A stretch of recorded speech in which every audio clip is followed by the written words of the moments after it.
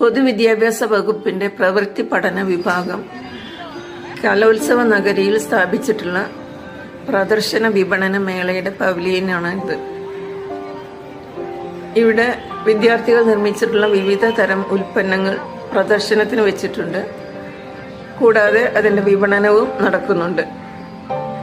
ഇതിന്റെ പ്രത്യേകത എന്താണെന്ന് വെച്ചാൽ, വിദ്യാർത്ഥികൾ നിർമ്മിച്ചിട്ടുള്ള പ്രോഡക്ട്സ് നല്ല ഗുണമേന്മയുള്ള പ്രോഡക്ട്സ് മിതമായ നിരക്കിൽ ലഭ്യമാണ്.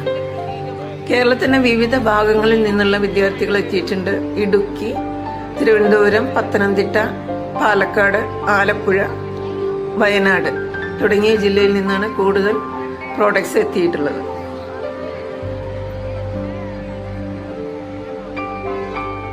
കലോത്സവ ദിവസങ്ങളിലെല്ലാം തന്നെ നല്ല തിരക്കാണ് ഇവിടെ അനുഭവപ്പെടുന്നത്.